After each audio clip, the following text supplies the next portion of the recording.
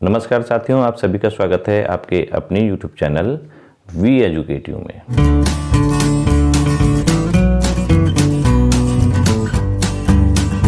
मतदान अधिकारी यानी कि P1, द्वितीय मतदान अधिकारी यानी कि P2 और तृतीय मतदान अधिकारी यानी कि P3 के रूप में लगी है। तो उनके लिए ये वीडियो बहुत ही महत्वपूर्ण होने जा रहा है, क्योंकि इस वीडियो के माध्यम से हम आपको P1, P2 और P3 के कुछ दायित्वों के बारे में बताने वाले हैं और साथ ही कुछ महत्वपूर्ण टिप्स भी देने वाले हैं, जिससे कि आपका यह कार्य थोड़ा और आसान हो जाए। तो कृपया इस वीडियो को अंत तक जरूर देखें और वीडियो को देखने के साथ ही साथ कृपया हमारे इस चैनल को सब्सक्राइब करके अवश्य रखें। साथ ही बेल आइकन के ऑल में जाके भी क्लिक करें, ताकि आने वाले जितने भी अपकमिंग वीडियोज़ हैं उनकी नोटिफिकेशन आपको सबसे पहले मिल पाए और आप उन महत्वपूर्ण वीडियोज़ का लाभ उठा पाए। तो चलिए वीडियो स्टार्ट करते हैं और जानने का प्रयास करते हैं कि P1, P2 और P3 के कार्य क्या क्या होते हैं। तो सबसे पहले तो हम आपको यह बताना चाहेंगे कि जिनकी ड्यूटियां प्रथम मतदान अधिकारी, द्वितीय मतदान अधिकारी और तृतीय मतदान अधिकारी यानी कि P1, P2, P3 के रूप में लगी होती है या पीठासीन अधिकारी के रूप में लगी होती है, तो वो ये ना समझे कि जो उनको दायित्व दिया गया है केवल उनको उसी तक सीमित रहना है। ये एक टीम वर्क होता है और बिना टीम वर्क के आपका कार्य आसान नहीं होने वाला है। इस बात को आप भलीभांति प्रकार से पहले ध्यान में रख लें,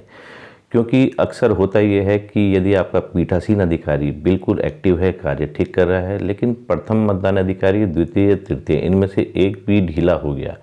तो पूरी की पूरी टीम के लिए मुसीबत का सबब ये बन सकता है। तो इस कार्य को टीम भावना से करेंगे तो ज़्यादा बेहतर होगा। और इसके साथ ही साथ जैसे P1 है प्रथम मतदान अधिकारी, वे ये ना समझें कि उनका दायित्व जो प्रथम मतदान अधिकारी के दायरे में आता है केवल उतना ही है। उनको पीठासीन अधिकारी के दायित्व को निभाने के लिए भी हमेशा तैयार रहना पड़ता है, क्योंकि पोलिंग स्टार्ट होने के बाद यदि अचानक से पीठासीन अधिकारी का स्वास्थ्य में इतनी गिरावट आ जाती है कि वो अपने दायित्व को निभाने के लिए तैयार नहीं रह पाते, तो उस स्थिति में प्रथम मतदान अधिकारी को पीठासीन अधिकारी का भी दायित्व निभाना चाहिए और साथ ही प्रथम मतदान अधिकारी जो उनका कार्य है वह भी करता रहना चाहिए। तो यहाँ पर प्रथम मतदान अधिकारी की महत्वपूर्ण भूमिका भी होती है पीठासीन अधिकारी के साथ ही साथ। तो जो प्रथम मतदान अधिकारी होता है वो निर्वाचक नामावली की चिन्हित प्रति, आपको एक निर्वाचक नामावली की चिन्हित प्रति मिलेगी, तो उसका प्रभारी होता है। यानी कि जो ये चिन्हित प्रति का निर्वाचक नामावली की चिन्हित प्रति है, ये प्रथम मतदान अधिकारी के अंडर में रहेगी। अब ये निर्वाचक नामावली की चिन्हित प्रति क्या होती है, इसके बारे में कई वीडियोस बन चुके हैं, आप डेमोस्ट्रेशन के माध्यम से देख सकते हैं कि निर्वाचक नामावली की चिन्हित प्रति में मतदाता का क्रमांक भी आता है, उसकी फोटोग्राफ्स आती है, उसका जेंडर आता है, डेट ऑफ बर्थ इत्यादि सारी सूचनाएं होती है और ये आयताकार बॉक्स में होती है। तो प्रथम मतदान अधिकारी के पास जो निर्वाचक नामावली की चिन्हित प्रति होती है, उसी की सहायता से वह मतदाता की पहचान करता है। अब जब पोलिंग स्टार्ट हो जाती है, उसका समय आपके राज्य में निर्धारित कर दिया गया होगा, जो आपका इलेक्शन कमीशन आपके राज्य का होगा और इलेक्शन कमीशन ऑफ इंडिया उसके द्वारा समय समय पर गर्मियों और सर्दियों को देखते हुए जो पोलिंग का समय है वो निर्धारित किया जाता है, स्टार्ट का समय और अंत का समय कि अंतिम वोट कितने बजे तक पड़ सकता है। तो जब पोलिंग स्टार्ट हो जाए तो पोलिंग बूथ के अंदर जब पहला मतदाता आता है तो वो सबसे पहले प्रथम मतदान अधिकारी के ही पास से होकर गुजरता है, क्योंकि बैठने की व्यवस्था पोलिंग बूथ में इस प्रकार से की जाती है कि जो मतदाता जो भी आए पहले वह प्रथम मतदान अधिकारी के पास आएगा, उसके बाद वो द्वितीय के पास जाएगा और फिर तृतीय मतदान अधिकारी के पास जाएगा और उसके बाद वो अपना वोटिंग करेगा। तो मान लिया आपके बूथ में जो पहला मतदाता आता है उसके पास एक वोटर स्लिप रहेगी। वोटर स्लिप BLO के माध्यम से चुनाव की जब तिथि हो जाती है कि इतनी तारीख को आपके यहाँ वोटिंग पड़ेगी, उससे एक हफ्ते पहले BLO के माध्यम से घर घर में बांटी जाती है। साथ ही जो मतदाता केंद्र है उससे 200 मीटर की दूरी पर जो पोलिंग एजेंट्स होते हैं, विभिन्न ये जो प्रत्याशी होते हैं उनके, वो बैठे रहते हैं 200 मीटर की दूरी पे और वहाँ पर भी आप उनसे अपना वोटर स्लिप ले सकते हैं अपनी भाग संख्या को देखने के लिए। निर्वाचक नामावली में आपकी भाग संख्या कितनी है, क्रम संख्या देखने के लिए। तो ये जो वोटर पर्ची होती है ये कोई माध्यम नहीं है कि इसकी सहायता से आप वोट दे सकते हैं। सबसे पहले हम आपको ये क्लियर कर दें, इसमें ना आपकी फ़ोटोग्राफ्स होगी, ना आपका कोई अधिक डीपली जानकारी होगी, केवल ये मतदाता क्रमांक की संख्या, जिससे कि प्रथम मतदान अधिकारी को सुविधा हो निर्वाचक नामावली की चिन्हित प्रति में आपका नाम ढूंढने में। तो जब पहला मतदाता पोलिंग बूथ के अंदर आएगा तो वो मतदाता स्लिप लेके आता है और वो प्रथम मतदान अधिकारी के सम्मुख वह स्लिप रख देता है। अब जब प्रथम मतदान अधिकारी होता है वो उसमें लिखे हुए क्रमांक के अनुसार जो निर्वाचक नामावली की चिन्हित प्रति होती है उसमें आपका मिलान करता है और आपका नाम जोर से पुकारता है। अब जोर से जब नाम और क्रमांक पुकारता है तो द्वितीय मतदान अधिकारी तुरंत उसको जो उसके बाद मतदाता रजिस्टर 17 का होता है 17A, उसमें उसका क्रमांक भी दर्ज कर देता है और नाम भी दर्ज कर देता है। अब जो प्रथम मतदान अधिकारी होता है वो जो जोर से बोलता है मतदाता का नाम, उसका रीज़न ये है कि जोर से बोलने पर जो सामने विभिन्न प्रत्याशियों के पोलिंग एजेंट्स बैठे होते हैं उनके पास भी निर्वाचक नामावली की एक एक प्रति जो प्रशासन के द्वारा वो ले लेते हैं मौजूद रहती है, जिससे कि वो मिलान कर पाएँ और यह भी देख पाएँ कि जो ये वोटर आ रखा है ये वास्तव में यही वोटर है या नहीं कोई और अन्य वोटर है। तो जब मतदाता की पहचान सुनिश्चित हो जाती है कि ये वही मतदाता है जिसका क्रम संख्या जो वोटर स्लिप लेके आया था जिसमें क्रम संख्या वही थी और जो उसकी निर्वाचक नामावली की चिन्हित प्रति प्रथम मतदान अधिकारी के पास थी, उससे वो मैच कर जाता है, पोलिंग एजेंट्स राजी हो जाते हैं कि ये वास्तव में यही मतदाता है। तो फिर उसके बाद ये जो निर्वाचक नामावली की चिन्हित प्रति होती है प्रथम मतदान अधिकारी के पास, इसमें जो जैसे मान लिया कि आपका नाम क्रम संख्या जिस आयताकार बॉक्स में लिखी हुई है उसमें यदि आप पुरुष हैं मतदाता तो उसमें वो एक डायगोनल यानी कि विकर्ण रेड कलर की पेंसिल आपको दी जाएगी, उससे खींच लेता है। और यदि महिला होगी तो वो एक विकर्ण भी खींचेगा, साथ ही साथ जो महिला का क्रम संख्या होगा जो वोटर स्लिप में क्रम संख्या होगा वो निर्वाचक नामावली की चिन्हित प्रति में भी क्रम संख्या लिखी होती है तो उसमें एक सर्किल भी चारों ओर से खींच लेगा ताकि महिला और पुरुष के मतदाताओं की संख्या को जानने में आसानी हो। और यदि कोई ट्रांसजेंडर निकलता है आपके पोलिंग बूथ में, कोई ट्रांसजेंडर आ जाता है तो उसके जो मतदाता क्रमांक है उसके आगे स्टार का निशान भी लगाना चाहिए ताकि उसकी अलग से पहचान हो पाए। वैसे अभी आपको जो ट्रेनिंग्स दी जाएगी उसमें आपको और क्लियर कर दिया जाएगा कि अलग अलग समय में हो सकता है कि कहीं पे रूल्स बदले भी जा सकते हैं भारत निर्वाचन आयोग के द्वारा कि जो मतदाता की जो ये चिन्हित प्रति होती है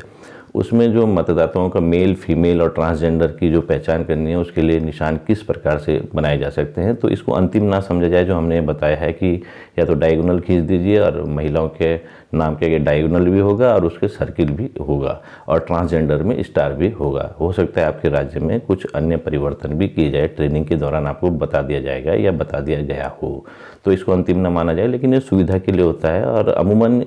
इसी प्रकार के निशान अभी तक चुनाव में लगते आए हैं, जो हमने अभी तक विधानसभा या लोकसभा या त्रिस्तरीय पंचायत चुनाव में ड्यूटियाँ की हैं और ये हमारा एक्सपीरियंस है। अब प्रथम मतदान अधिकारी को एक महत्वपूर्ण कार्य और करना होता है कि जो ARO होते हैं या AO होते हैं वो समय समय पर सूचना भी मांगते हैं प्रत्येक 2 घंटे में कि कितने महिलाओं के वोट का प्रतिशत कितना है, पुरुषों की वोट का प्रतिशत कितना है, इतने समय तक कितने वोट पड़ गए हैं। तो उनको पहले से ही एक रेडीमेड फॉर्मेट बना के ले जाना है जिसमें महिला पुरुषों की अलग अलग नाम वो हेडिंग्स डाल देनी है और उसमें संख्याएं लिख देनी है 1 से लेकर 100 तक, 100 से लेकर 200 तक, और उसमें समय का निर्धारण भी कर देना है। तो आपकी स्क्रीन के सामने एक फॉर्मेट है और इस फॉर्मेट को डाउनलोड करने का लिंक हमने डिस्क्रिप्शन बॉक्स में दे दिया है। आप उससे डाउनलोड करके इसका PDF पहले से ही निकाल के रख दें। जिनकी ड्यूटी प्रथम मतदान अधिकारी और पीठासीन अधिकारी के रूप में लगी है उनके लिए ये फॉर्मेट बहुत ही महत्वपूर्ण होने जा रहा है। और जो महिला और पुरुषों का अलग अलग प्रतिशत प्रत्येक 2 घंटे में कैसे निकालेंगे उसके लिए भी हमने एक वीडियो तैयार किया गया है। एक स्थिति ऐसी भी आ सकती है कि जब कोई मतदाता प्रथम मतदान अधिकारी के पास आता है अपनी वोटर स्लिप को लेकर, वहाँ पर जो निर्वाचक नामावली की चिन्हित प्रति में उसका नाम जब जोर से पुकारा जाता है प्रथम मतदान अधिकारी के द्वारा, तो हो सकता है जो पोलिंग एजेंट्स हो उनमें से किसी को ऑब्जेक्शन हो जाए कि ये वो मतदाता है ही नहीं जिसके क्रमांक की पर्ची लेके ये आ रखा है। तो उस स्थिति में आपको करना क्या है, आपको उनको पीठासीन अधिकारी के पास भेज देना है। जिस मतदाता अभिकर्ता जो कि पोलिंग एजेंट है जिसने चैलेंज किया है और जो वोटर वहाँ पर वोट देने आ रखा है उनको आप पीठासीन अधिकारी के पास भेज देंगे। तो जो पोलिंग एजेंट होता है उससे 2 रुपये की फ़ीस ली जाएगी और चैलेंज वोट का प्रावधान पीठासीन अधिकारी के द्वारा किया जाएगा। तो इसके बारे में भी हम अलग से वीडियो बना देंगे। लेकिन प्रथम मतदान अधिकारी का जो महत्वपूर्ण कार्य होता है वो हमने आपको बता दिया। मतदाता निर्वाचक नामावली की चिन्हित प्रति का स्वामी होता है और उसमें उसको जो हमने बता दिया आपको, पेंसिल से क्रॉस भी करना है और फिर सर्किल भी लगाना है। महिला के मामले में सर्किलर क्रॉस दोनों करने हैं और ट्रांसजेंडर में स्टार भी लगाना है। तो प्रथम मतदान अधिकारी से होते हुए जब मतदाता द्वितीय मतदान अधिकारी P2 के पास चला जाएगा तो P2 के सबसे ज़्यादा कार्य होते हैं और P2 को बड़ी सावधानी से कार्य करने होते हैं, क्योंकि P2 के पास एक तो रजिस्टर 17A 17 का होता है जिसमें उसको सारी प्रविष्टियाँ अंकित करनी पड़ती है मतदाता की। उसके अलावा उसको अमिट स्याही भी दी जाती है और अमिट स्याही को रखने के लिए जो एक दोना होता है जिसमें आप दोना पत्तल में खाना भी खाते हैं, सब्जी ले लेते हैं, आपने देखा होगा दोना, उसमें मिट्टी को बालू को भर के उसके बीचों बीच बड़ी सुरक्षित ढंग से रखा जाता है। और जब मतदाता उसके पास आएगा, प्रथम मतदान अधिकारी के बाद द्वितीय मतदान अधिकारी के पास आता है तो उसको सबसे पहले मतदाता के प्रविष्टियों को भरने के लिए 17 का दिया जाता है, उसमें वो उसकी प्रविष्टियाँ अंकित करता है। अब मान लिया कि क्रम संख्या लिख दी 1, उसके बाद उसका जो मतदाता क्रमांक है वो लिखना होता है। मान लिया 437 है, 438 है, कुछ भी हो सकता है, तो वो आपको लिख देना है निर्वाचक नामावली की चिन्हित प्रति में जो प्रथम मतदान अधिकारी के पास होती है। उसके अनुसार उसकी क्रम संख्या भी आपको लिख देनी है कि निर्वाचन की क्रम संख्या क्या है। इसके बाद यदि वोटर जो अपनी पहचान के दस्तावेज लाता है, जो आपको ट्रेनिंग्स में बता दिया जाए होगा कि कितने दस्तावेज इस समय वैलिड होंगे,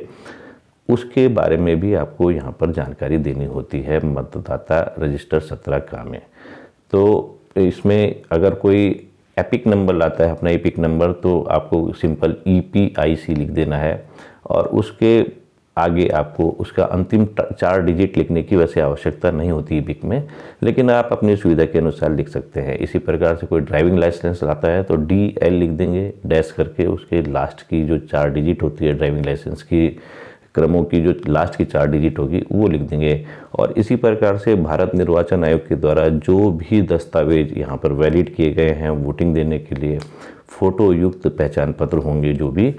उनकी आप यहाँ पर प्रविष्टियाँ अंकित करते जाएंगे। और उसके बाद अभियुक्ति में आप लिखेंगे कि वोट देने,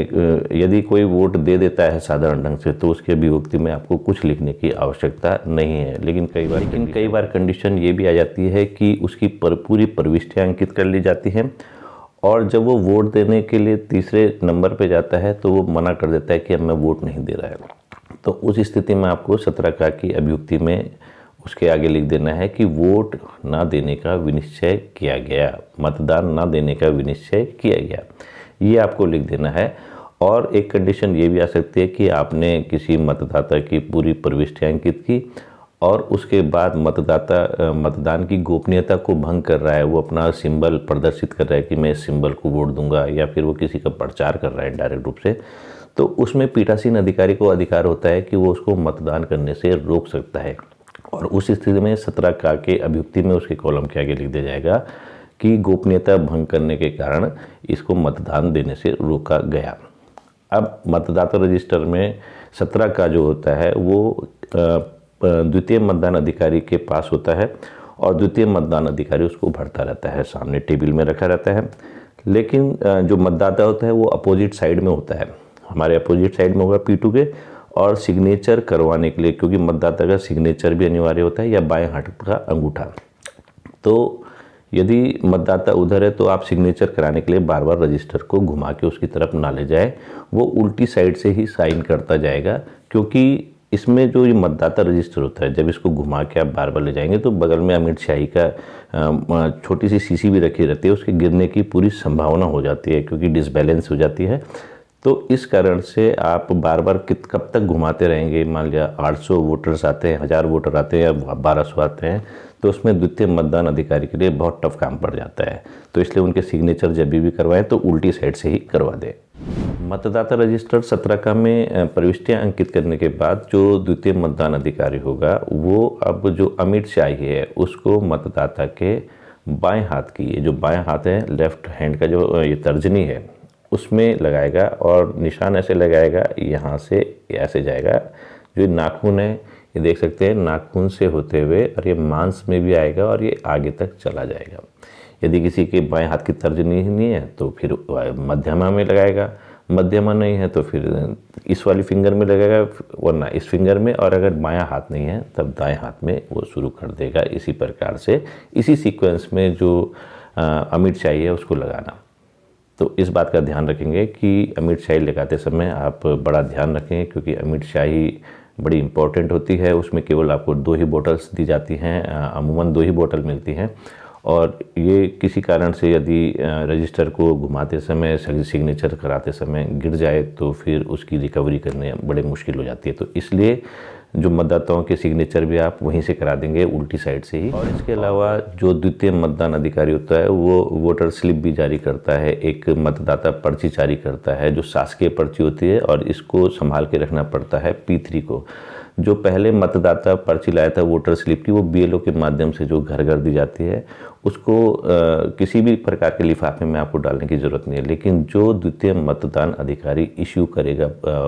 मतदाता पर्ची, अब वो शासकीय पर्ची कहलाती है, क्योंकि उसमें द्वितीय मतदान अधिकारी के सिग्नेचर भी होते हैं अंत में। तो वो लेके जब वो तृतीय मतदान अधिकारी के पास जाता है मतदाता, तो तृतीय मतदान अधिकारी को उस वोटर स्लिप को, जो मतदाता पर्ची है, बैलेट इशू करने के बाद अपने पास सुरक्षित रख लेना है। अब वोटर स्लिप का प्रारूप आपकी स्क्रीन के सामने है। इसमें पहले मतदाता का क्रम संख्या आएगा। क्रम संख्या पहले वो आएगा कि ये पहले नंबर पे कोई आया तो सबसे ऊपर 1 लिख देंगे, दूसरे नंबर वाले के लिए 2 लिख देंगे। और मतदाता क्रमांक ये अलग होता है, जो उसकी वोटर स्लिप जब वो लाता है BLO के माध्यम से, जो उनको घर घर जाकर मिली है, उसमें मान लिया किसी का क्रमांक 237 है तो आप दूसरे नंबर पे 237 लिख देंगे। और उसके बाद जो उस नीचे आप जो द्वितीय मतदान अधिकारी है उसके सिग्नेचर कर देंगे। तो आप रेडीमेड जैसे उसमें क्रम संख्या लिखते जाएं, 1 2 3 4 5 6 और सिग्नेचर करते जाएं, ताकि बाद में आपको आसानी हो जाए।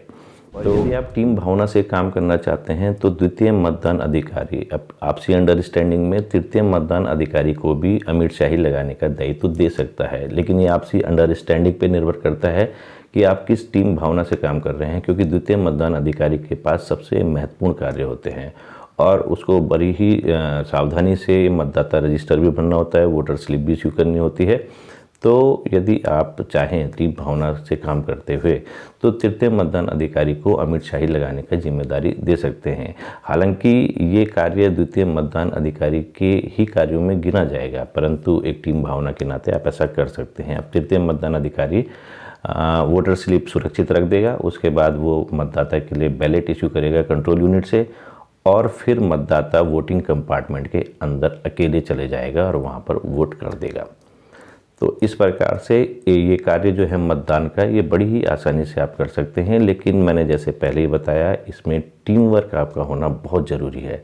और प्रथम मतदान अधिकारियों के लिए खास करके टिप्स ये है कि वो पीठासीन अधिकारी के दायित्वों के निर्वहन का भी कार्य जब आपकी ट्रेनिंग चल रही होगी उस समय बड़े ही सावधानी से सीखें, क्योंकि कभी भी आपके लिए पीठासीन अधिकारी का दायित्व के लिए बोला जा सकता है। हाँ, मतदान शुरू होने से पहले यदि पीठासीन अधिकारी की किन्हीं कारणों से तबीयत स्वास्थ्य खराब हो जाता है तो उस स्थिति में रिजर्व जो हमारे कर्मचारी हैं, सरकारी कर्मचारी, उनको पहले से ही रिजर्व कर्मचारियों को ट्रेनिंग भी दी जाती है, तो आपातकाल की स्थिति में उनको बुलाया जा सकता है। लेकिन यदि वोटिंग शुरू हो गई और उसके बाद यदि पीठासीन अधिकारी की तबीयत खराब होती है तो फिर ये संभव नहीं होता कि रिजर्व जो पीठासीन हैं उनको इतनी दूर से बुलाया जाए और तब तक वोटिंग को रोका जाए। तो तब पूरी जिम्मेदारी प्रथम मतदान अधिकारी के पास भी चली जाती है, पीठासीन अधिकारी की। तो साथियों, निर्वाचन संबंधी जो भी आपको कार्य सौंपे गए हैं वो निर्विवाद रूप से आपकी पूरी टीम संपन्न करे। इन्हीं आशाओं के साथ मैं आपसे विदा लेता हूँ। नमस्कार।